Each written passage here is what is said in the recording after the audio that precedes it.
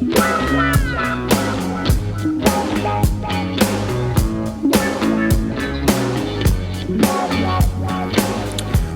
to the Austin All Day Podcast. Jason Powers here, and I would like to welcome Chef Christopher of Reunion 19.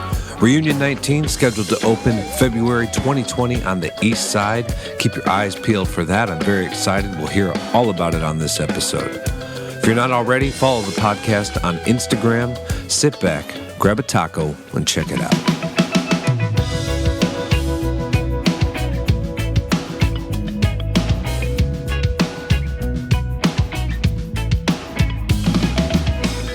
Chef Christopher. So tell me, let's break the ice here. Okay. Reunion 19. Reunion 19, man. That's it's a new project coming to Austin. We'll be probably doing soft open in January, so next month. Yeah, and it is January in the future because this is when this will go up. Yeah, so roughly whenever this comes out in January of 2020, we'll be in probably soft open right around the time that this podcast gets released. Yeah. And grand opening probably in February, like official grand opening. Okay, very good. So this is a fitting timeline for that. Yeah, it's very fortuitous, for sure. We were talking very briefly before we started recording. There's not been much talk about this, and you've kind of purposely done that. Yeah, so we actually weren't going to really release a lot of information about the project. Yeah. So what ended up happening was the seller that I purchased we purchased the restaurant from, he posted a little blurb on his website saying, thank you for all of the time, blah, blah, blah. And then he actually shouted us out, which was really nice of him too, to say, that we're coming in and taking over the space. Okay. And that was the Gotham? Gotham, yeah. Okay. So Gotham, Nick over at Gotham was really awesome. And he shouted us out and just kind of gave a little blurb as to who we were and what we were doing. And Eater picked it right up. I mean, we signed on a Saturday, and by Saturday night, we were getting emails from Eater. Wow. Like Eater Austin. Like, excited. Hey, what's going on? Can you give us an exclusive and blah, blah, blah, blah, blah. And then. But you guys didn't give them much. So here's the thing. They didn't hit me up. They hit one of my partners up, Ezras. And he gave them just like a little, just like basics, like who we are and kind of like a basic of the concept.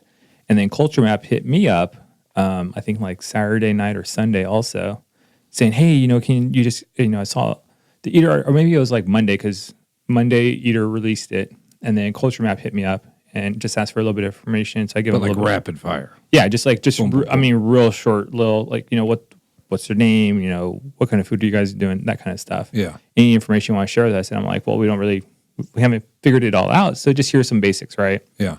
Eater somehow, I don't know if they just researched all of us or whatnot, but when I was talking to my partner, Ezras, I was like, dude, did you tell her all of this? He's like, no, I have no idea how she found all this. So wow, we got a little cyber stalked, I'm assuming. So thanks, Eater. Okay. But yeah, they picked up a whole bunch of stuff, wrote this cool article, and kind of like broke the news. And the funny part was none of us knew that they had done that. None of us knew that Eater had put us out there. It was, like I said, we signed on Saturday. And then on Monday morning, I was getting text messages and getting blown up like messages, and they're like, dude, congratulations, that's just so awesome. I'm like, what are you talking about? Right. I was like, my car's normal, like I haven't done anything. I was like, what's going on? And then they forwarded me the Eater article. Sure. And I was like, holy shit. Well, props to whoever wrote the article. Dude. Digging in, or telepathic, whatever the Straight case up. was. I mean, they jumped quick, and then Culture Map came right behind on the heels of them and put it out, and that's it. We haven't talked to anyone. We haven't said anything. Until now, yeah. I mean, like I was telling you, I really wanted to try to really break the news on the podcast. Yeah. So tell us, what is Reunion 19? So Reunion 19, it's so we're at 1700 East 2nd Street, taking over the old Gotham space over in Austin. Right. So we're in the East Cesar Chavez area, just east of downtown. And basically, we're just a real kickback, cool restaurant. I mean, we're not trying to do anything that's, out of the ordinary or something like that. Cuisine. So it's going to be, I tell people it's going to be tacos and beer. Tacos and beer. It's essentially, it's a little bit more than that. Sold. I mean, but that's the basic concept, right? I mean, we just want to be a cool space for everyone to come and hang out and reunite with friends and meet friends and so on and so forth. Hence the name. But there's also a little story about it that I'll tell you in a second. Sure. But But basically, it's just going to be, the core menu is going to be really classic tacos. So we're going to do like traditional al pastor, carne asada, pollo asado, stuff like that. And then, as I tell you, kind of like the backgrounds of all of us as the partners, we're going to do some kind of just real fun food, something that we're just like having to either eat ourselves or just have fun. So, I keep telling people like the one thing that I'm going to put on the menu because I love this in general. So I'll just make it just to eat it myself. It's just carne asada French fries. Okay. Like I'm a junk food fiend, so I love carne asada French fries. So it's going to be on the menu just because I want to eat that. And I'll unfortunately probably eat a lot of it. While working. But that means that it's trusted, right? Oh, for sure. I mean, it's all going to be legit. So all the food's going to be, as scratch made as possible. I have this really cool wood burning fire oven or wood fire oven, whatever you want to call it. Sure. So like whenever we fire roast all our vegetables for our salsas, like it's literally fire roasted vegetables. Very nice. Like so much flavor. No gas, none of that. It's straight like whatever wood I go pick up and decide to use. That's great. It's going to be in the oven, and that's literally going to be wood fire roasted vegetables that we're going to make our roasted salsas and a bunch of other stuffs and toppings and so on and so forth. We're going to do like handmade tortillas. Yeah. Yeah. Going to do some handmade tortillas. Everything's, like I said, it could be as from scratch as possible. We're looking at like doing our own creme fraiche and so on and so forth. Very cool. I like to say it's a legit food program, but basically it's approachable to everyone. The restaurant itself is catering to all people. So it's not like the foodie space or this is, the nightlife kind of space. It's like, no, man, I'm a family guy. Like I got a 3-year-old, I got a 1-year-old. I'm catering to families, to be frank, because I need to make sure that my space is going to be okay for my kids to show up. So, it's just doing, like, I put changing tables into the bathrooms yesterday. Yeah. Just little things like that, Yeah, where it's like, I was at the restaurant, I'm like, I got my 1-year-old, and I got to change her. I'm like, dude, where the hell am I going to change this kid? Sure. So I remember I got to the car and changed her in the car, and I was like, we need changing stations, just really focusing on just the element of just having a really cool space for everyone. We're not focusing just on food. We're not focusing on our cocktails. We're just going to have a cool space where we have cool food. So you'll have more than beer. Yeah. So we have, we're getting a full liquor license. Okay. So that should be finished up pretty soon. These gentlemen here, Ranch Rider Spirits, you should look at carrying those guys in there. Okay, Ranch, come on over. Let's talk. We will send them there. There you go. Yeah. Good people. Yeah. I got a really sick mixologist on my team. So okay, cool. my team is, there's 4 of us on my team. And he's this killer mixologist. His bar is like one of the top 10 in Hong Kong right now. He's written up in all these different like magazines for mixology, and he does, seminars, and he writes articles about stuff. And like, I'm not a cocktail. I don't drink, so I'm not like that big guy that knows everything. Sure. That's why he's on board. Yeah. And he's just this, I just call him the gangster mixologist because he's just, the guy just kills it. He just does. Is he in Hong Kong now? He's actually in LA right now. He's in LA. How many partners do you have in this? So there's myself and 3 others. So it sounds to me like you're kind of doing all the, like you're the boots on the ground guy here in Austin getting it set up. Yeah. So I'm the owner, operator, manager, whatever you want to call. Sure. So it's like, I'm the local guy that's managing and running the whole restaurant, and then I got my partners that are going to be coming. Are they going to be here? Yeah, so they'll help. So Daniel, who's my mixologist guy, he'll be here on the 18th of December. So he's going to come and we're going to work on the whole bar and the menus and so on and so forth for the drinks and fun, exciting, crazy, super fun, crazy stuff. So he'll take care of all of that, and then he'll be back again probably in January whenever we start doing our opening and training and all that stuff for our staff. And the chef in LA is Ezras Ochoa. Okay. So Ezras, he and I we're going to Mexico next Wednesday. Right. So you guys are good friends. Yeah, we've been really good friends for over 10 years. But he's doing quite well out there. He's doing all right. So he's based out of Los Angeles. He has a couple of restaurants out there. So he has Mexicali Taco Company, and he has Salazar, which pretty good accolades. Yeah. And then he and Daniel, my other partner, the drink guy, they actually own 11 Westside. So they started 11 Westside in Hong Kong. Okay. And so that's like tacos and cocktails basically in Hong Kong. And then Ezra's last year, a couple years ago, he he did a show on Netflix called The Final Table. Yes. He did pretty good. You know where I know that because the Eater article. Yeah, right? So he did pretty well on there, and then ended up going and helped open up a place called Sancho's in Mumbai, India. But yeah, so he's kind of done several projects across the world. Yeah, that's nuts. And he travels and he does a lot of stuff, and he's just so cool. He's super down to earth, super humble. Like, I mean, he's just like your local neighbor guy. And he and I so we met each other through church. So we're all part of the same church and go to the same church. Christian? LDS? No. I don't know. Mormon. Okay, Mormon. There we go. Yeah. So he and I are Is that in LA? Yeah. So, I was in LA, and that's where he and I met back in like 2010, roughly. Okay. And this was before he actually even opened up Mexicali. He was still slinging tacos in the parking lot whenever I first met him. Oh, really? Yeah. And now he's got restaurants around the world. And now he's got restaurants around the world. Yeah. Yeah. Very. In roughly 10 years, he went from slinging tacos in a parking lot in downtown LA, and now he's a restaurateur worldwide. Yeah. I mean, when you're doing it for the right reasons, right? That's possible. And that's it. And super fortunate and blessed to have him come on board with this project. And then my last partner, Charlie, who I've known him since like 2000. So Charlie and I, Reunion 19, it's the reunion of all four of us. So Charlie and I have known each other the longest. I knew him because we were actually on the same car team. Okay. So, but I know. Listeners don't know, yeah, but yeah. I'm pretty big into cars, and I build Cadillacs, show cars. right? You like those? I have currently a Cadillac, but I've built everything from imports, domestic, European. What's the Instagram handle just for the cars for people? For my car thing, so I go by Artech Chef, so okay. RTECHCHEF. So Artech Chef's just my regular personal, and then if you do Artech Chef _CTSV, that'll be my car page for my current build. And then if you want to do ATX Top Chef, that's my chef account. And then we have Reunion 19 ATX. That's the restaurant account. Definitely. So those are all like my 4 Instagrams that I kind of manage and run. And this car fiasco that you're into is quite cool. Yeah. I mean, I got the bug back in like 96. Like my first car I ever built was a 1991 Jeep Cherokee.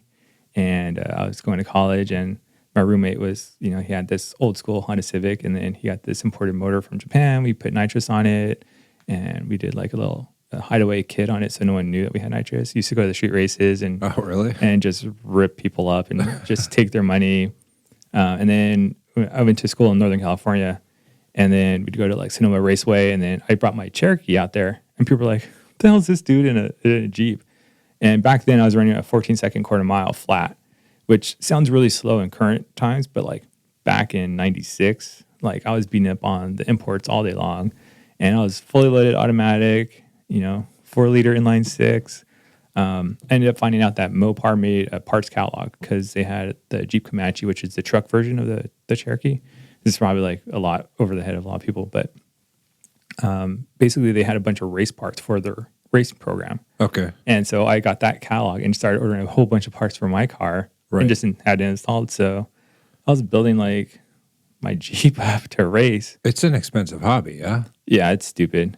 So do you sell your builds to kind of fund another, or how's it work? I wish, dude. I wish. You keep them? No, you take a loss. I mean, you take a loss. Yeah. Yeah. Like, but you genuinely enjoy it. I tell people, like, everyone has their vice, right? Some people it's drugs, some people it's alcohol, some people it's music, some people it's cars, whatever the vice is, the hobby for people, it's kind of like that lost leader. You just, you're going to spend money on it, but it's just the joy that you should get out of it. Yeah, well, if it's drugs, that's unfortunate. But if it's like cars, it's debatable if it's healthy. I mean, if you're, stealing food off your tables so you can, buy whatever. Right. Not healthy, but you'd rather be building cars than, banging. Snorting it. Yeah. Yeah, I totally agree. Yeah. But, teach their own. I mean, I know in the industry, we all know how it is. Yeah, it's out of control. Yeah, but I love cars, yeah. Yeah, we have the Philip Spear. Well, it would have aired by now, but he had a great, his 2 cents about the Ben's friends and all that stuff is it's a good listen. So nice. Anybody who's ever struggling, reference that podcast and check it out. There you go. Yeah, just say no. Yeah, and then the cars thing. So yeah, do you have to talk guys off cliffs for that, or do you just like encourage it? Honestly, I say go for it, man. There's you know, I don't know. For me, there's something that's so much fun about having a high horsepower car, or just driving through the canyons, or just going for a drive. Like my wife always says, you know, it's so awesome. You know, once the kids are older and we actually could go out and do stuff. Like she just misses the time that we would just go out on the weekend and just go for a long drive. Yeah. Like you don't have to be racing or speeding through, but just going for a nice, cool drive. Like have a cool car. I don't know. Like it's something. It's my outlet for creativity, I guess. Sure. And also for stupidity at the same time. Well, you're also a chef. I am a chef. So by nature, you're creative. Yeah, exactly. I mean, I like to say I'm a creative individual by nature. Yeah. I mean, it just ended up being that way. Sure. So yeah, chef for 17 years, and then I used to do computer graphics before that as my former career. Very cool. Yeah. So where do you guys reside? So I'm like in this unincorporated area of Austin that's the border of Spicewood and like Bee Cave Lakeway area. So you got good driving areas. Oh yeah. I mean, I got 71. Yeah. I mean, if there's any legal police officers listening, I'm all, just don't look for me. Yeah. But they're pretty good about not pulling people over. Yeah. Not really. I guess it depends about what you're driving too. Yeah. But yeah, I mean, I like, you know, there's 71, there's 2222, 2244. I like out here towards Salt Lake. Oh, dude. Yeah, Dripping Springs. Yeah. Oh, yeah. Yeah, it's great. I'm not going to lie. I like Dripping also. Yeah. Dukeman Winery. I don't know if you've been out in that area. It's by Trattoria Lucina, but it's just a gorgeous drive. No, Hayes City Store. Should take your family out there. Yeah. I mean, for the drive. Yeah, no, for sure. My whole thing is, and that's my thing. My daughter, my 3-year-old, I mean, she'll always want to say, "Oh, Daddy, can we go in Daddy's car?" Or I want to take Dad, or if I go out, can I go with you? Like, sure. And she just loves like rolling in my car so I have Recaro seats that are like a upgrade from the factory. So I had to get like the matching Recaro baby seat for her. So like I'm super matchy. So like if you saw the car, you'd be like, "Oh, I still get it." But you're so crazy. But yeah, I get it. Yeah, no. It's a car guy thing. Oh, I get it though. It's a car dad thing. I have hobbies. I get it. If you just go all in, you're all in. Oh yeah. So there's no getting out. Yeah, so I ended up going from a 91 Jeep Cherokee to I got into import. So I did like a 94 Accord. I was in the Fast and Furious with it. So, really? Yeah. So I did not know that. Everyone laughs all the time. The original? The original, the very number one that came out in like 2001. The movie was badass. It's, you know. It's a classic. It's a classic now. And no one at the time knew how big of an impact it was going to be in like our culture. Yeah. And the references that come from it. But yeah, I was in the first Fast and Furious all over it. The CD soundtrack on the back, the image on the back of the CD soundtrack is actually an image of my car and my buddy's car. So we're burning out racing down the track. Very cool. Yeah, so I'm going to link that in the description of the podcast. Do it, man. Yeah. It's hilarious. People are like, was that really you? And I'm like, here, look at this scene. And they're like, and they'll look at me and so they know what I look like. They're like, holy shit, that is you. I was like, now I know what I might watch tonight. Yeah, I'll tell you all the spots. They're like, holy crap, that is the chef. What the hell? But yeah, I did that. Then I did a Volkswagen Passat, ironically, after that car. And then my most like successful build to date was my personal build, I should say. I did a Subaru STI. And this is where kind of like, it's an expensive hobby. So that build, to rebuild it, was like $120,000. Wow. For like a $40,000 car. Yeah. So, I mean, that's pricey. Yeah, it's kind of stupid. I mean, if you think about it. But satisfaction. You know, 505 horsepower at the wheels on an all-wheel drive car that was track ready at 3,200 pounds, wet. Yeah. So much fun. I mean, sure. I used to just slap guys all over like the freeway. So when your daughter, who enjoys the cars, when she sees you, does she think more Dad's a car guy or a chef?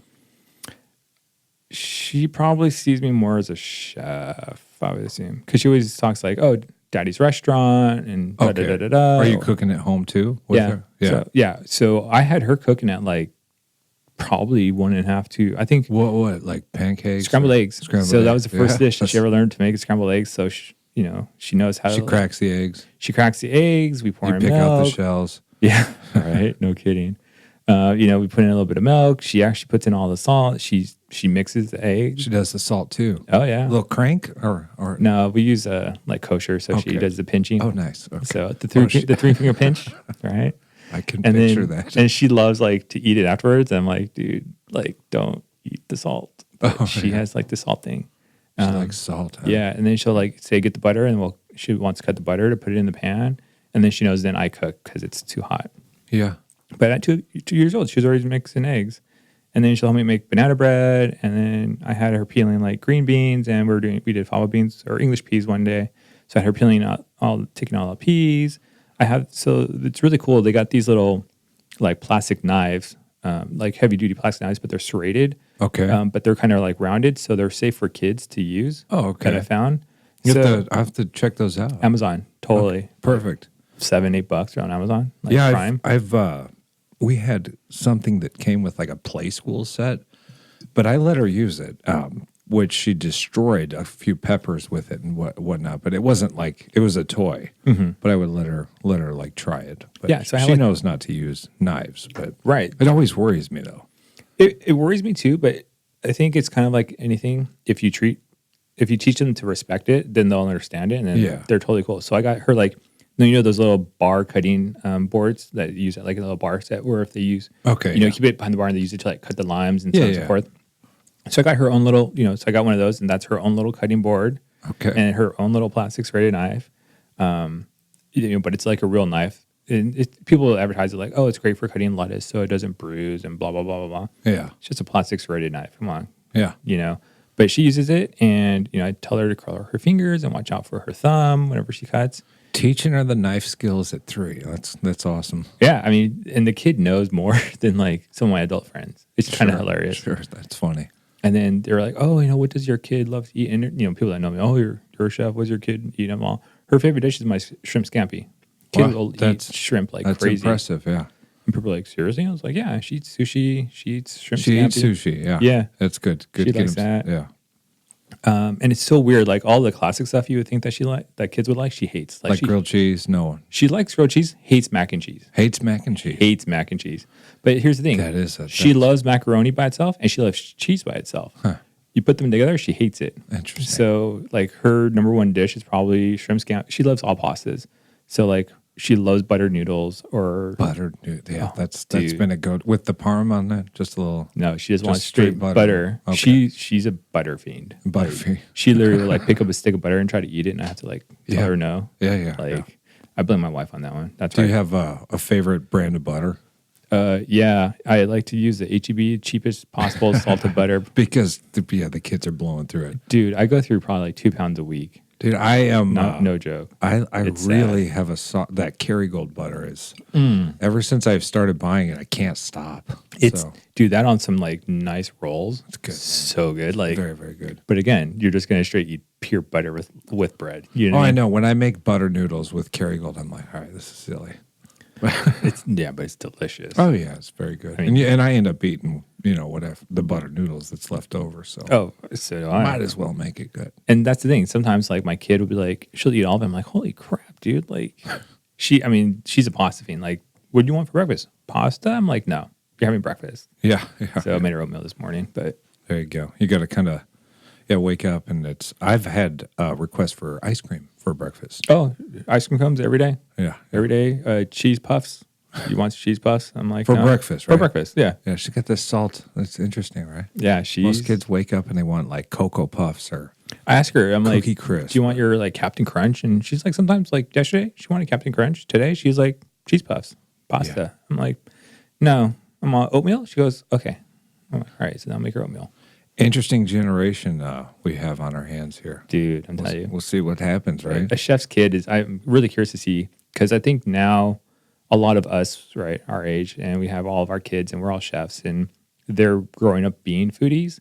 I'm really curious to see how this generation is going to kind of be in the food scene in like 10 years or 15 years. Yeah. You know what I mean? Well, look at you guys. You've led a career we really haven't dug into, but you guys are creating something that's basically back to basics, right? Yeah. Reunion. You guys are all getting back together, doing something simple for your families, and it makes you think if they'll want that kind of approach too, or if they'll elevate the game in ways we never imagined. Yeah, I mean, and that's the thing, and that kind of bringing it all back to like Reunion. So it's all 4 of us, all friends, but one lives in Hong Kong, another one's in LA, another one's based between LA and Hong Kong, and and the one that, Ezras that's in LA, he travels around the world all the time anyways. And then here I am in Austin. So we're all friends. We all kind of like went away, did our things with our families, or kind of get our lives and career set up from whenever we were early 20s to now. We're a little bit older than that. And then now we're all just reuniting on this one project. Very cool. Which is cool. And then 19 just happens to be the year that we reunited, which is 2019. Yeah, I mean, a lot of people may not, maybe younger and not have had, to separate from some close friends, but like reuniting with old buddies, especially when you guys all share a passion to cook, is pretty amazing. It's just awesome. I mean, and again, the restaurant's all about just reuniting and just, if you have college friends, you got your bachelorette parties, you just want to reunite with the city, like it's whatever you want to make it. You know, we just want to be that really, what it is, it's just a cool spot just to come and hang out and, hopefully get some great food and some great cocktails and drinks. And what's the interior going to look like? It's kind of, so I just finished painting last week. So I guess I'll tell you the color palette. So it's dark gray, white, and then light gray. So it's that kind of like modern. Yeah. The really, kind of the in colors right now, I guess you could say. Sure. Open kitchen at all? So I have a glass wall for my kitchen. So it has a door so you can close it because it gets pretty loud. The kitchen, yeah, it gets loud. Or I'm gonna play music in the kitchen. So if you close the door, you could actually silence it up. But you could see through. So people could walk up to the glass and see people actually making the tortillas right there in the kitchen. I mean, we're firing up all the food right then and there. In the dining area, I got this big, so kind of like playing homage to Texas. I'm getting a sign made right now. It's like a wood, board sign, and it's going to have our logo branded on it. Okay. So kind of like throwing it that way. In the dining room, I have this really sweet vintage style. It's not really vintage. It's modern font, but kind of like what do they call it? Like a marquee light. Okay. So I got this cool marquee light sign that's going to come in at the end of the month and hopefully get installed. Like I'll install it probably next month. Very nice. After the new year, since I got to do it myself. Yeah. So you're taking on a lot of work yourself right now. Oh yeah. I mean, like all the lights, I changed all the light fixtures inside the restaurant, and I did that all myself. Yeah. I was mopping the floor yesterday. I rearranged all the tables. I mean, getting the table set up. I mean, just kind of.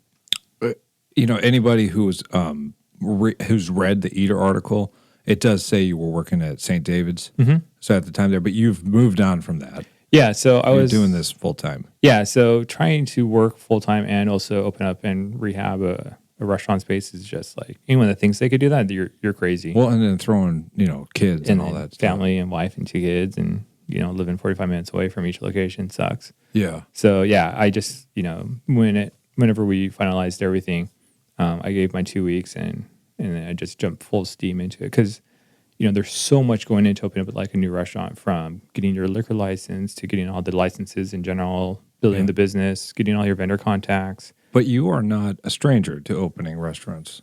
No, I've been in the industry for about 17 years, 18 years now, something like that, somewhere along those lines. So this is your first restaurant, but I'm sure you've been a part of openings before. Oh yeah, I mean, for other people, I've opened up their restaurants or opened up accounts or buildings. And from everything from here's a blank space and getting an architect in there, and I hate to say it, but like kitchen consultants, because they're all a bunch of jokes. So that's your honest opinion for all kitchen consultants. Have you ever met one that you trust? Not a single one. Okay, dude. They come in and they tell everybody they're doing their job wrong, but we all listen to them.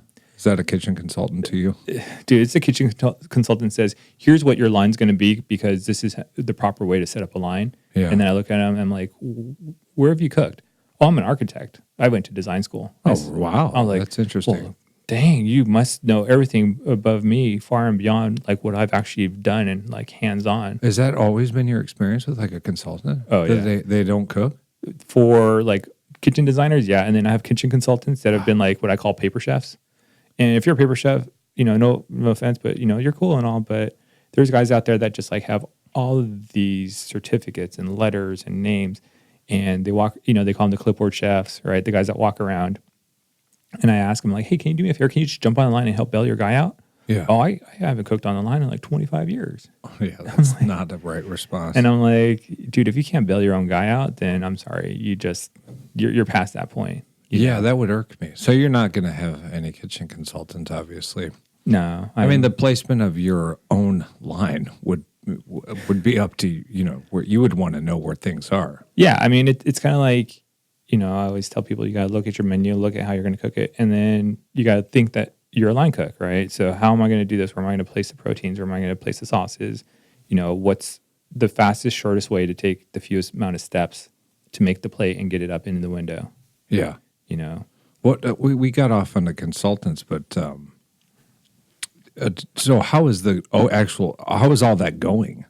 I mean, I think it's going good. I mean, like getting everything passed and certified or whatever the case is. I just finished putting all the new equipment. I got one more piece to order for the kitchen, but I just finished installing like all the new equipment that we got in the kitchen. So I got brand new like vertical spit, so we could do traditional al pastor. Nice. I got a huge flat top, so we could do all of our tortillas on it.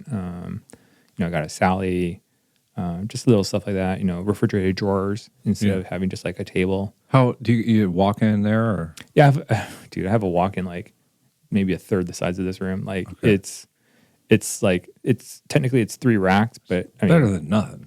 Hey, you know what? Okay. I've cooked in smaller and worked with smaller, so it's all good. Yeah. You just got to have a lot more frequency. How's the space in the kitchen though? The space is actually pretty decent. I mean, for the size. Is there like separated prep or is it all kind of one thing? It's just one line. Okay. Well, that's cool though. I have a nice long line, which is good. But I say it's cool for like the guest experience. If you can peer in the glass and just see everything happening. Yeah, I mean, that's cool. I always like to say it's organized chaos in a well-ran kitchen, right? It's like, it may be seen like everyone's running around kind of like doing a bunch of stuff, but if you're knocking out the plates, I mean, that's well-ran, like organized chaos. Well, the smaller the kitchen and the higher the demand, the more people kind of start to gel and move with each other. Oh, for sure. I mean, it's ballet. Yeah. It's kitchen ballet. I mean, there's nothing short to but call it that, because, I mean, I've worked in kitchens where, I mean, we're not talking to each other, but, we're grabbing each other by the jackets and moving each other around. Yeah, completely silent. Yeah, completely silent. And I'm pulling out stuff that I know that I'll hear their ticket being called and I know what they're going to need. And if I'm right there, I'll pull it or drop it and vice versa. Yeah. And like, for example, at the hospital I just left, me and one other, the guys over there, whenever he and I would cook, we never really talked, but we could just You guys are vibing. Oh, 100%. Yeah. I mean, he already knew, because he knew how my dishes were, how I made it, what I was looking for. I knew how he cooked and what his style was. And it was just like, we just played to the strengths of each other. Yeah. And people would just be like, dude, you two working? Like, he and I could work a station at the hospital and knock down like 220, I think our record was like 238 or something like that, off of a single station during lunch. And it would take like 3 people to do like 150. Wow. You know what I mean? So I like to say, it's just because it's the way that we work together. And you guys are in the rhythm. Oh, yeah. In a zone. Oh, 100%. I mean, and you know the kitchen zone. Yeah. So, yeah. Well, very, very cool though. Do you have any idea for seating for how big the restaurant's actually going to be? So I mean, we were originally sitting 66 inside, and then I just kind of good size. I mean, hey, for a first restaurant, it's a great size. Yeah. I'm not gonna lie. I mean, I'm very, very blessed and fortunate to have like a really nice size space. But I think I just expanded. I haven't counted the seats because I'm still kind of removing and adding tables. But I think I'm going to get around 70 or so. I'll be able to seat inside. Right. And then I have to get more tables for the outside, and then we could seat some more outside, probably around like 12 on the outside. Yeah, you got to have that. Yeah. So necessary in Austin. Oh, I mean, whenever you have a beautiful day, like when you have to come to this space, but when you see it, I have like this cool little courtyard area. That's going to, I'm going to put like, what is that, cornhole? And I got like a really large size Jenga for outdoors. Okay. So it's like I said, it's a really cool kickback spot to come, hang out, and like you could have a beer, sit outside, enjoy the weather, eat a taco. Being a car guy, I'm going to have car meets there. Okay. So I'll announce it now. So I didn't see that coming, but it makes perfect sense. Shocker, right? So I'm going to be hosting Torque and Tacos once a month at the location. Torque and Tacos. Is this the first thing you've made this up? So there used to be a Torque and Tacos in Lakeway that my buddy used to run with a group of guys. And then it kind of died off. And then he was like, dude, I really want to revive Torque and Tacos. And, we're talking on, and this is whenever I was actually looking at the restaurant space, but I wasn't in the process of purchasing it. I'm telling him like, dude, hold on, because I might have something for us for that. Yeah. He's like, really? I said, yeah. So then I told him what's up. I'm like, yo, I'm gonna get a taco shop basically, Right. and have a private parking lot, which is like super rare on the east side. Yeah, it so is. I got a private. How is the lot? Is it in good shape? Great shape, 20 spaces. Good. Like, dude, you can't. I mean, you will say you go down 4th or 6th or Cesar Chavez, and you go to some of those places. I mean, they got like 4 little spots or 6 spots. Yeah, and some of those parking lots are just wretched. Oh, they're like, you got to drive a freaking smart car to fit in all 6 of those spots. Oh, and then some of them are like you need a four by just to get through the terrain. Yeah, it's so janky. Yeah. So we have like a really nice, flat, well marked, well spaced parking lot. Like I said, we could fit 22 cars. Technically, I think we could fit in there, but we just say we got a spot space for 20 cars, and there's plenty of street parking around us too, which is nice.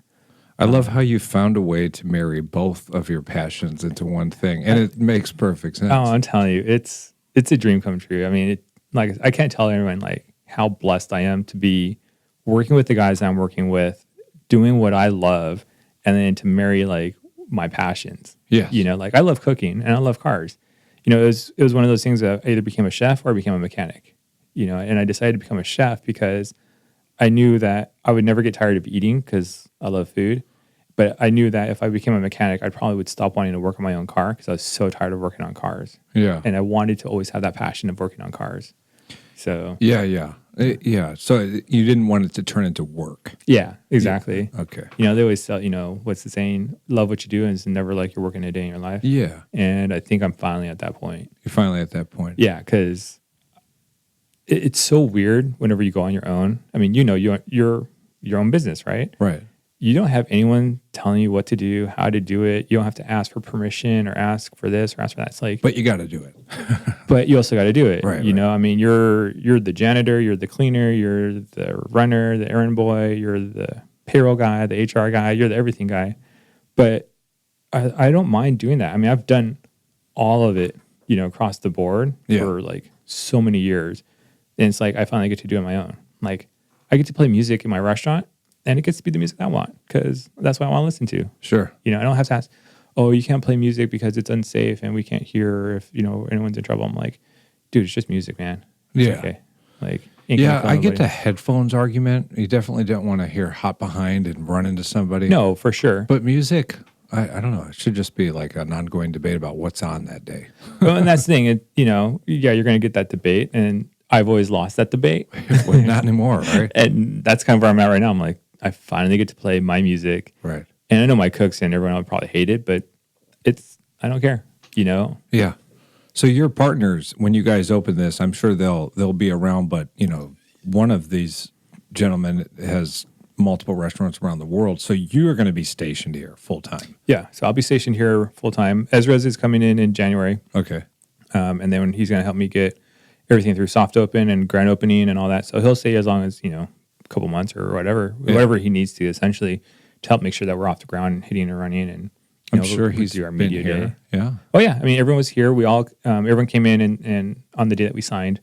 So if you actually look at our page, you'll see all there's I did see that. Three of us were cheering, and then on Instagram and then Daniel, our buddy, he was in Hong Kong at the time and couldn't make it. So we were cheering with him on so we have WhatsApp. So it was like, and you could video chat or whatever. So he was on video cheering with us in Hong Kong while we were cheering at the restaurant. So it was something like 1 or 2 o'clock in the morning in Hong Kong. But he was like, I'm gonna be up there and I'm gonna cheer with you guys. And so it was cool. It was that really cool bro moment. Yeah. Definitely cool. For all of us to kind of like, hey, we got our keys for our restaurant. We hear you, and here's our first cheers kind of deal. Sure. I know I'm jumping ahead a little bit because you guys haven't even opened, but I'm curious, are you going to do like a catering, or are you going to offer that? Yeah. So to start, we're going to be open 7 days a week. So the current plan, I should say, current plan is 7 days a week, 10 a.m. to 10 p.m. Okay. So Monday through Friday, we're going to do lunch and dinner. Lunch will be counter service, and then we'll transition to full service for dinner. And then on the weekend, we're going to do all full service, brunch, lunch, and dinner. You guys don't want one day? Yeah. 7 days a week. Gotta hustle. I mean, but we're going to take, holidays off. I'm a firm believer of let's get holidays off, Yes. kind of deal. Again, whenever you get to be your own boss, you get to kind of be gracious in that sense. Sure. How is it like working for you? It's either a love it or hate it kind of job. I mean, if you ever talk to my cooks, if you're what I would say a good cook that is responsible, understands what they need to do, and they just come in and knock it out and go. I always like to throw in there that good cook means you're there and ready to work, on time and ready to do things. Yeah. It doesn't mean you have to be the most. You don't have to be tuned the in. most skilled cook. Yeah. You're just a very responsible adult. Sure. Is what I tell There you people. If you're a responsible adult, you'll be fine working for me. Okay. People enjoy it because I'm very, unfortunately or fortunately, very blunt and straightforward. I don't sugarcoat things. Yeah. I got trained in the very old school sense of being a chef. The ones that really hate me are the ones that were always having issues and problems. Maybe slacking or shortcuts. If you're on your phone, like the whole entire time I turn around, you're on your phone all the time, and you're literally watching like a burger burn on the grill. Yeah, I'm gonna get upset. Yes. Or if you're 5 minutes late every single day, and then I move your timeline like 30 minutes to help save you, and it continues, and then you start bitching, dude, chef, I need my extra half hour. I'm like, well, learn to show up on time. Sure. And that's kind of the thing. I'm sure you've heard it. And I know some of the people on your podcast have talked about like the current, grouping of individuals coming into the industry or aren't having the same work ethic. Yeah. I think it's true and false at the same time. I think it's just... If it's true, what do we attribute it to? It's true. They're just lazy asses. Yeah. And do you attribute it at all to the way you might have been taught as a chef? No, because... And this is why I say it's true and false, because I have people from that same exact generation, same exact place. They went and worked the same places, went to the same schools, and they're rock stars. Yeah. For me, whenever I went to culinary school, it was like, they always said, the first day, it was like, you'll get out of it what you put into the program. Right. And I think that's very true to the industry and people coming into the industry. If you're serious and passionate about the industry, you're just going to be good. Yes. And it's going to show. But if you're like, oh, whatever, it's just something to do, or... I have people like, I had nothing else to do, so I figured I'd just become a cook. Yeah. Because I figured it's easy money and it's easy to do. I'm like, dude, you have no idea what you're doing. Right. As far as the generation that's been brought up with technology and smartphones and access to the internet and everything like that, it's an odd thing because it's so short-lived. And I know this is kind of going in the weeds here a little bit. Oh, no worries. Sometimes when I look at these, the ability to just have everything at your fingertips all the time, it kind of create like a disconnect to be passionate about something because you have everything right there in a way. I would have to agree and disagree at the same time. Like, I think it's great because you may not know the mother sauces, but Google, so you could Google the mother sauces and learn how to do it, and then that's true. And then, because I could finally ask, do you know your 5 mother sauces? And do you know what the 6th one is? Right? And then they'll be like, no. But if they can't even figure out how to Google it, then they're a lost cause for me. I'm not, my problem comes with people that don't know how to find an answer or how to work for an answer. Yeah.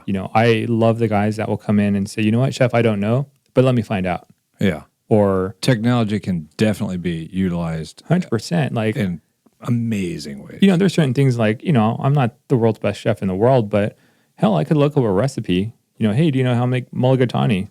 You know what? I don't know off the top of my head, but I sure as hell could look at a recipe, Google it, and I could figure it out from there. And I think that's kind of what I was, there's so much at your fingertips that if you're passionate about cooking, that's the type of stuff you'll know to look up. You'll know to look up a mother sauce because it's at your fingertips. But right. You can be lost and all over the place because you have access to whatever on the internet. I mean, like right. Anything and everything. So people get, lost. Yeah, we throw that. So a lot of times in a lot of my last few places, we always toss around the YouTube chef. You probably have, they have a meme where it's like the YouTube mechanic, like the ASC certified YouTube mechanic. I've been dying to get like one of those, like the YouTube certified like chef badge because I saw so-and-so on the Food Network making this and it's super easy.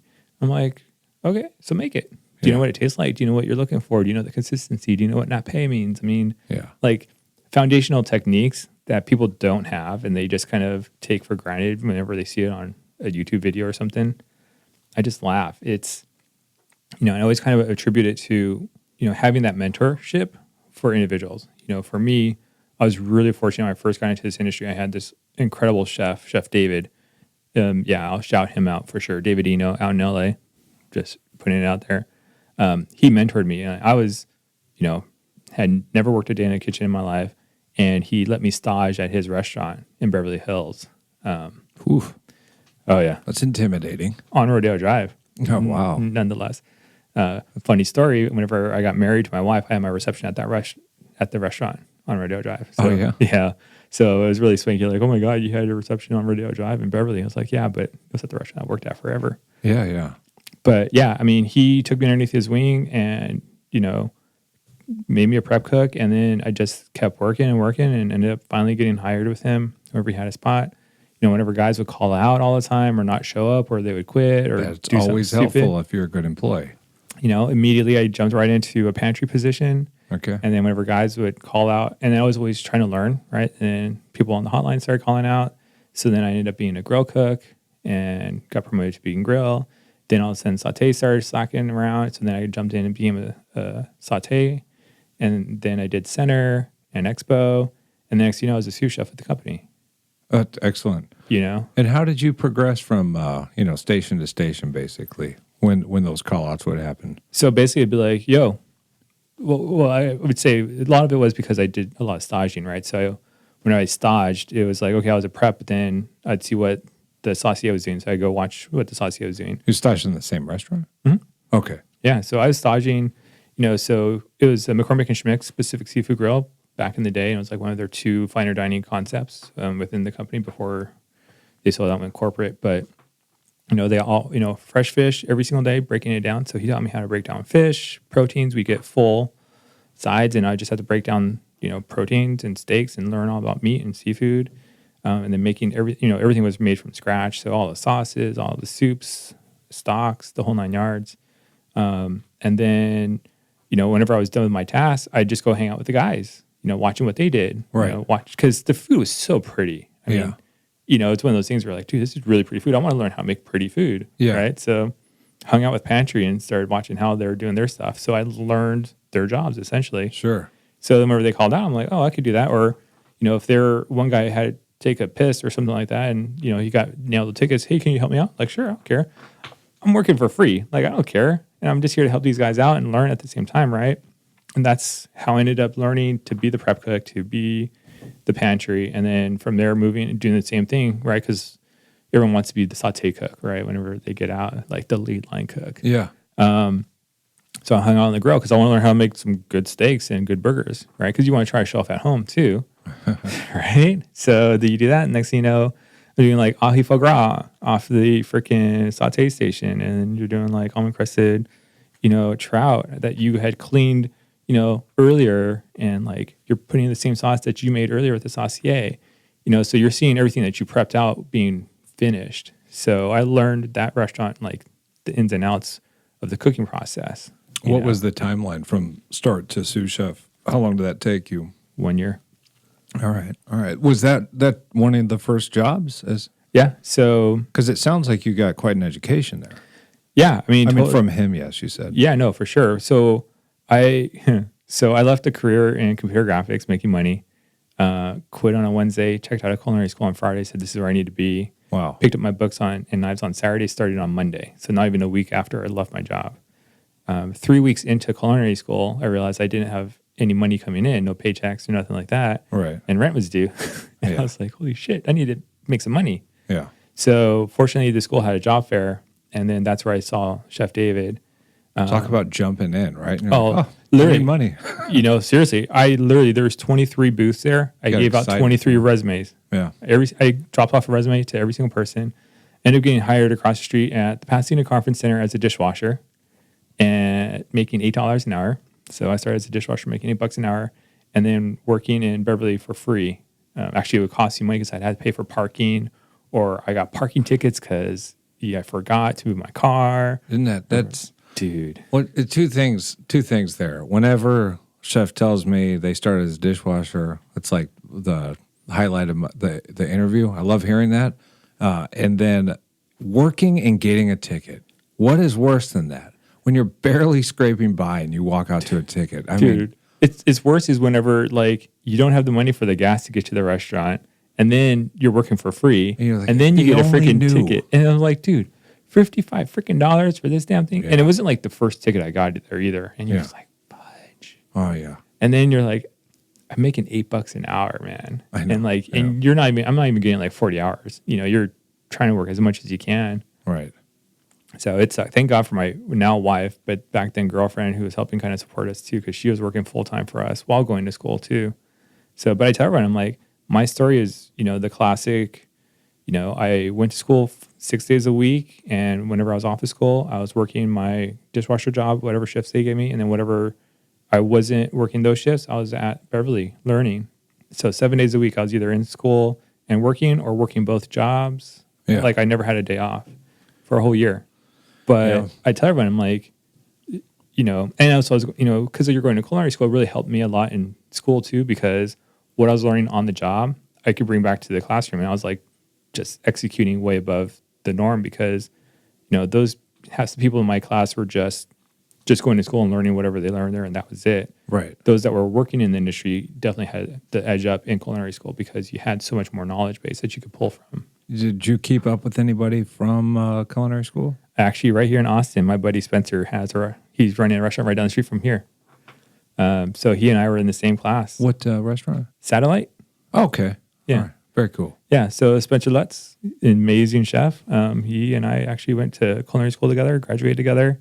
And then it was, again, kind of one of those reunion situations where you got to get him over, right? Oh, dude, he's so down. Okay. I just talked to him like a couple days ago.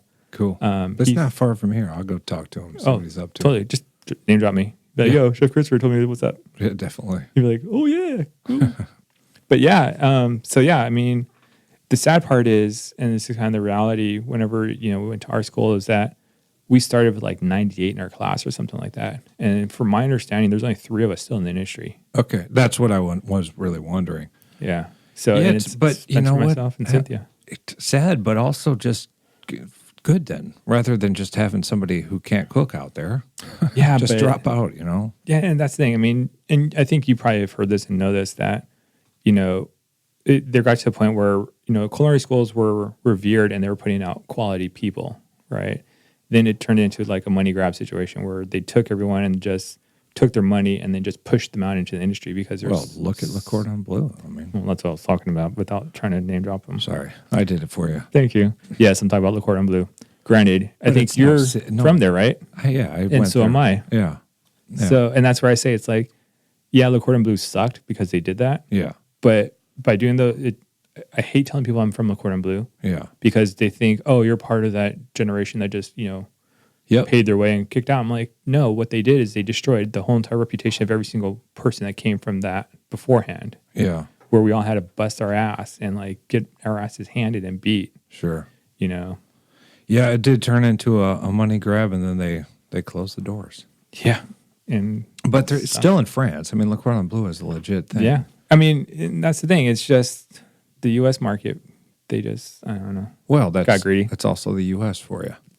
I don't know. Now we're just trash bashing people. Yeah. Damn you, Le Cordon Bleu. Yeah, but it is unfortunate. I just think they should what's the word? Forgive everybody's student loan. Dude, I wish, man. No, oh my gosh. Everyone would say, sorry. Dude, if I could get my money back on that, I'd be sitting real pretty with my restaurant right now. Yeah, it'd go right into the restaurant. Yeah, no doubt. Yeah, definitely. Freak. But so Le Cordon Bleu in L.A. Yeah, so I went to CSEA, California School of Culinary Arts, which was their Le Cordon Bleu program out in Pasadena, California. All right. So right there on Green Street, and then right across the street is where I was a dishwasher at Pasadena Conference Center. And then, you know, so I know people probably don't know that, but I was living in Santa Clarita, which was like 45 minutes away from the school. Yeah. And then I would have to drive from the school to Beverly, which was like another like 35 minutes. And then rush hour would be like an hour. And then driving from Beverly back to Santa Clarita was like another like hour. Yeah. When did you make your way here? So I've only been out in Austin for just a little bit over a year. So October was 1 year for me here. So what do you think? Especially, what do you think in comparison to LA? I mean, there's a reason why I'm here, right? I mean, everyone's like, "Oh, you're a Californian, and you're moving to Oh Texas." yeah, And yeah didn't even register, but yeah, we gotta give you shit for that, huh? Yeah, exactly. How dare you? How dare I move in? I individually move into your state and raise all of the taxes of the whole entire state and city, right? But no, I mean, we love it here. I mean, I absolutely we've been visiting for like probably the last few years, like two plus years or so. We've been visiting, coming to Austin. Just kind of getting into it. And long story short was, I was doing really well in LA, and I was trying to buy a house, and of course, housing in LA sucks. Oh my, I can't even imagine. So for 2 years, we were trying, and whenever we would find a place, we put in a bid, and then we get outbid and would lose to like some cash buyer that would drop one cash, and then two would be like, I think the last one was like 70 grand above asking. Yeah. And I'm it's like that here too, a little. Now it's definitely getting that way for sure. But it was impossible for us to buy. Yeah. And then if I could buy, it was such a small place, and I had kids, and then it was like this monster commute, plus the school sucks. And then we had like a private school, and it was like, dude, I need to make like $500,000 to survive out in this dang city. Right. That's my gripe. Yeah. Like everything about California, except for the state and the surroundings, sucks, dude. I mean, the food. I mean, I'm sorry. There's of course things, but like it's a beautiful, amazing place. But like, there's a lot of pluses, but there's a lot of negatives too. You know, I mean, I could go back and forth on both, but you make your way here and you enjoy it. I gotta ask, a year in, where's been your go-to spots that you've discovered? So I moved here with a 1 month old. Yeah. So that was our big problem. So my wife and I like never get to go out. Yeah. Which sucks. And anytime we do go out, it's always because it has to be kid friendly. Yeah. So like yesterday we were at Hat Creek because I love Hat Creek because they have a play place. Yeah. And I could get food and let the kids run around and burn off energy, and it's okay. Yeah, yes. But, well, good burgers. No, they're okay. I mean, their burgers are good. Their chicken was not very good yesterday. Yeah. And no corporate was there. So, dude, do your job. There's a chef talking. You got eyes. Yeah, see right. What's going on here? But I love when you kept coming out to Austin before we moved here.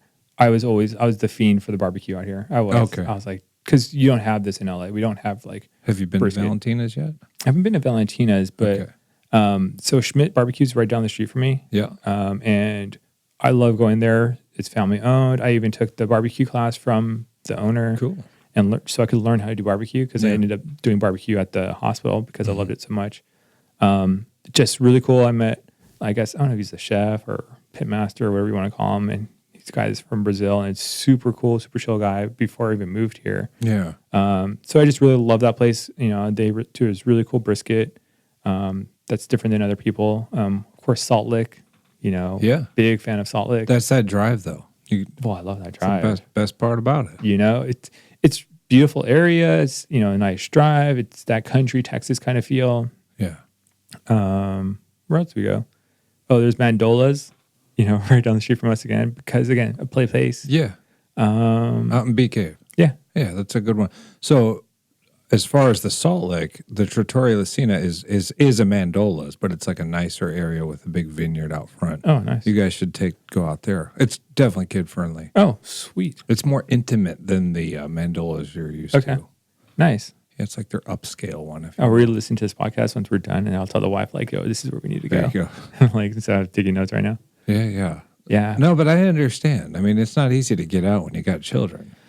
It's not, and it's not like I could get a babysitter and be like, here, watch my 1-year-old and my 3-year-old. It's like, we're super overbearing, protective parents. I'm like, I'm not going to let just some nobody or like a teenager watch my 1-year-old because they're just not going to be able to do it. I've never had a babysitter besides my grandparents or my parents.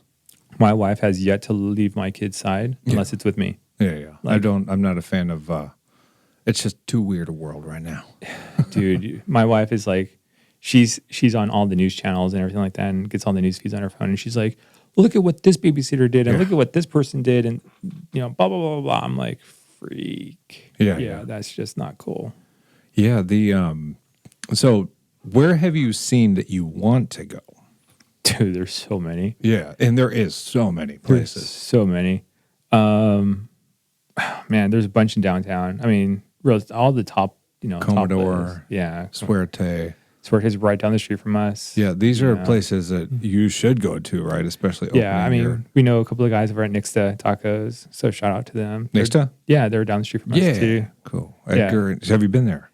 Not yet. Okay. Listen, I have not been there either. So we will be going there and Suerte also because they're both right down the street. But Edgar's from LA and all that jazz. Yeah. So do you know Chef Edgar? I don't know him personally, but I think he and Ezras know each other, or they're kind of like IG friends or buddies. I love everybody in Austin. I don't know.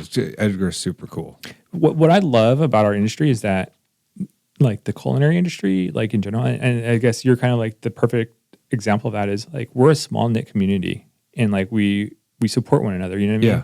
Like, and that's what I really love about being a chef and having restaurants and working in restaurants. It's like, it's not like, oh, my restaurant's better than yours and ha ha ha, or I piss on you because I run this restaurant and you run that restaurant. Right. There's definitely all walks of life. There are people who are like that, but Austin far and few specifically, between. Austin, like here, it's a brotherhood. It's like, brother, dude, man, come to check out my restaurant and I'm going to take care of you and da da da. And then you go to someone's restaurant and they're like, they totally hook you up and you're like, dude, bro, like, no, that's just too much. No, you have to try this and eat this. And they'll just like keep sending out plates. And you're like, bro, like, I don't want to be 800 pounds.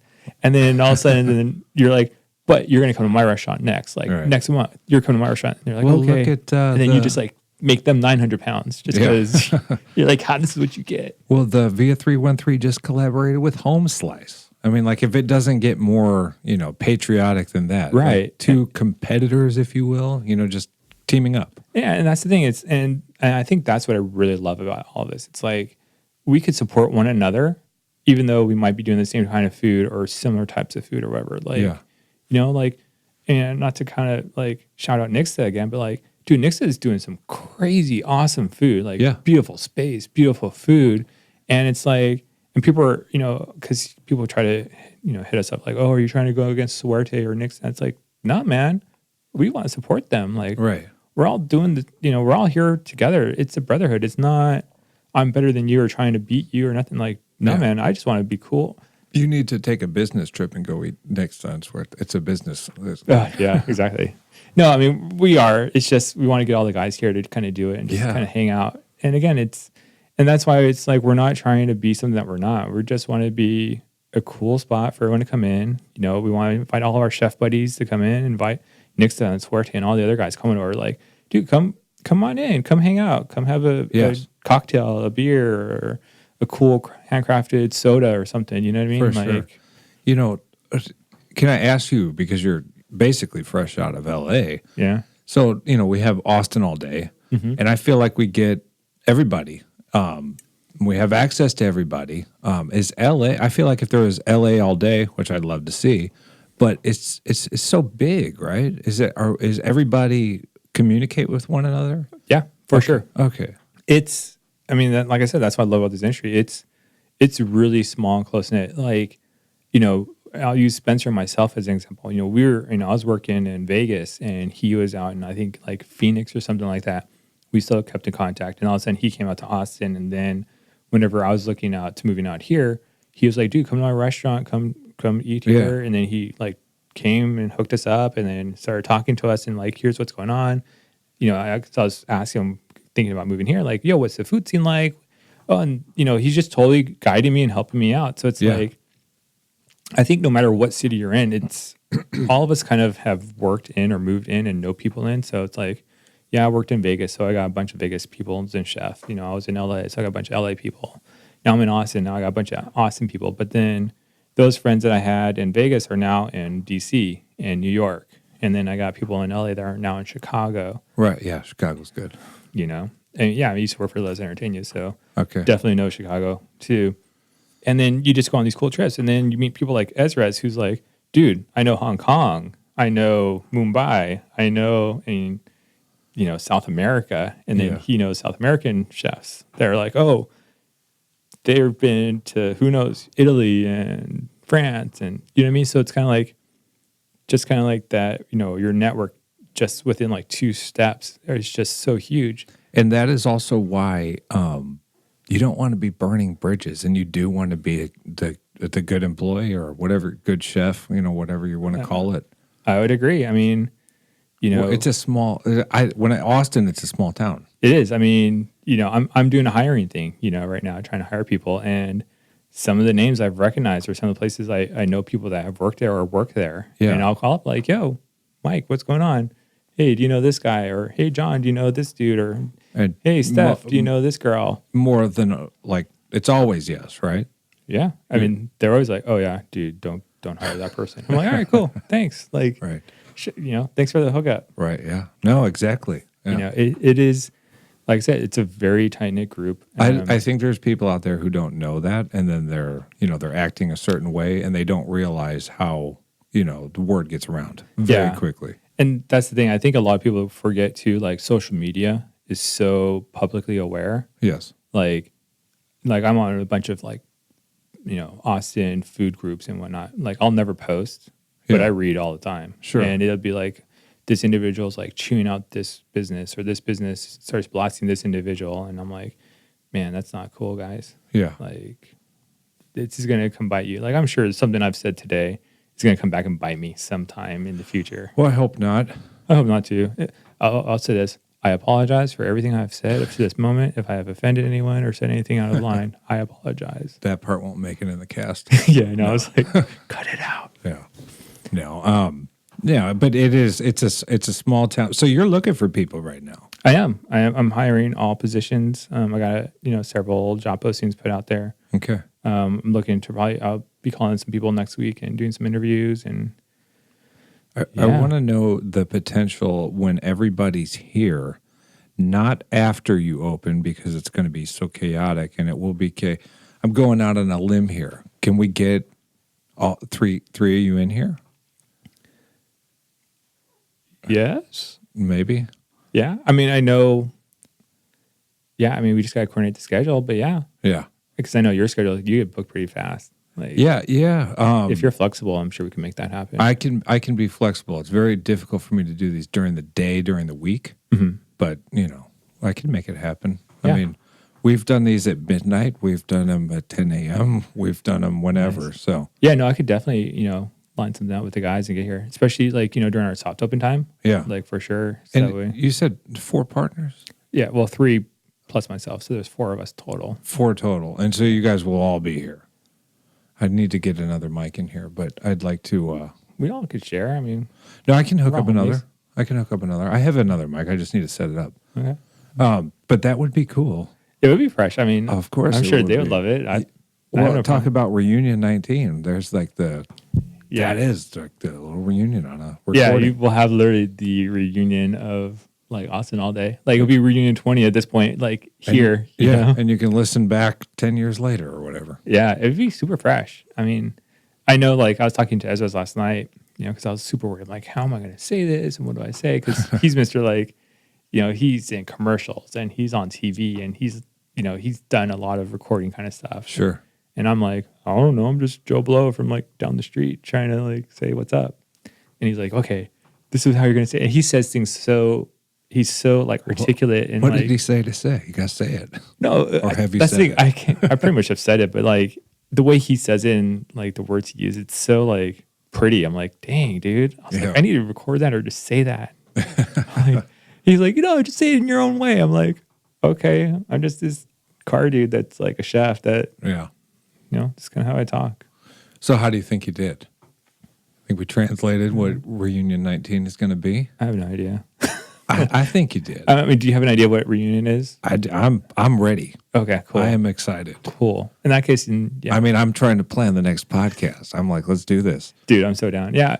I mean, the most important thing I could say is that we're super blessed, super humble, and fortunate to just be able to be here in Austin to do this concept that we are passionate about and just want to share our food with the Austin community, and that's really what it is. We just want to make a really cool, chill spot for everyone to come in and just hang out with us and partake in what we enjoy, whether it's our food or our beverages or our space. And kid-friendly for all us fogies. Oh, 100%. It's totally kid-friendly. My wife, she walks in my restaurant and she's like, for example, I'm going to have purse hooks on the tables because she's like, this is your wife's recommendation. oh, not a recommendation. It's a standard demand. Yeah, she's like, you need like purse hooks. I was like, okay, that's a good idea. That is invaluable to have, like the changing station. Well, dude, I'm telling you, like, you wanted it to be a all around, completely full, good experience where every avenue you go down is not like, what a pain in the ass. Exactly. Because like, and I think for dads, we always get the short end of the stick because everyone thinks that, babies are always with their mothers. So they always put changing stations in the women's restroom. Oh, yeah. But I don't know how many times I've been and I'm like, oh, wife, you need to go take the baby because there's no changing station in the men's room. Yeah, yeah. She's like, oh, so stupid. I'm like, yeah, I agree. So like, no, I got a changing station in both restrooms. Yeah, definitely. I got a little like foldable footstool in both bathrooms for the kids so they could stand up and wash their hands in the sink. See, I like that. You know what I mean? So it's just little things like, I'm trying to think of all the frustrations that we have as parents and as people that go out with kids. Like, what are the frustrations that I always have? The purse hook is cool. So it's on the table? Yeah. So I've not even seen that before, but I'm not a lady. I'm not using that kind of stuff. Yeah. It's just one of those things where it's just like a regular, like kind of like a coat hook, but I'm going to put it underneath because so all my tables are like butcher block. Yeah. Like butcher block tables. So I'm just going to screw like purse hooks on the corners of the tables. And so that way, like, women could put their purses in and not have it sit on the floor. Yeah. Just little things like that. Yeah. No, it is the little things that make it the whole experience great. Yeah. And that's the thing, again, I want everyone to feel comfortable to come in and I want everyone to have like this really cool experience. Like my number one thing is, I want my servers and my hostesses, my staff in general, just to be one, super cool, but two, just be like, just super welcoming. You know what I mean? I mean, Chick-fil-A is kind of like the best, like gold standard of customer service. Yeah. And that's where I really want to kind of mirror that level of just attention and friendliness and happiness. And I think by nature and in general, like Texas and Austin in general, that's just so much more than LA. Like that's one of the things that you definitely have, hospitality. Yeah. That Southern hospitality, like it runs deep in Texas. And I love that. I mean, that's what I love about the city. Right.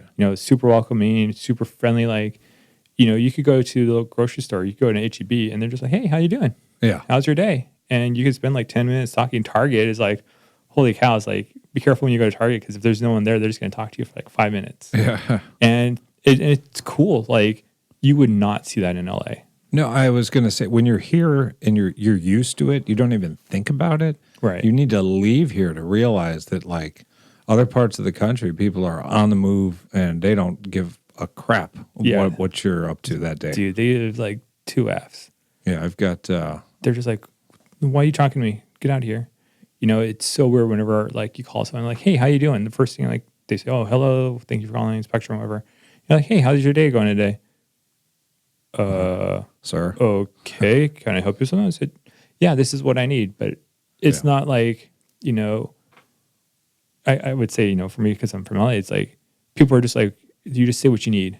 Like, they're like, oh, hello, thank you for calling Spectrum. Yeah, my cable's out. That'll be the first thing that they'll say. Whereas here it's just like, how are you doing today? I'm doing well. Thank you for asking. Great. So, hey, listen, there's a problem with my cable. It's kind of been out. Is there something that you could do to help me out?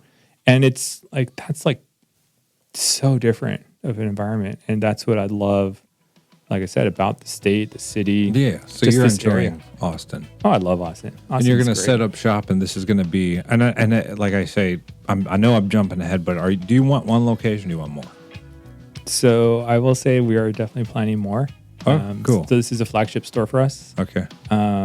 So Reunion 19 is a flagship, and with everyone's support and love and grace, and hopefully, God willing, we'll have more, in the area, and then hopefully expand throughout.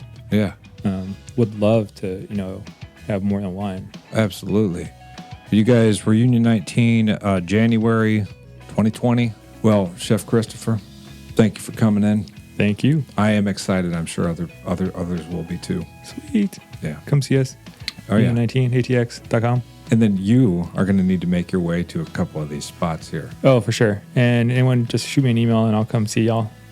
Absolutely.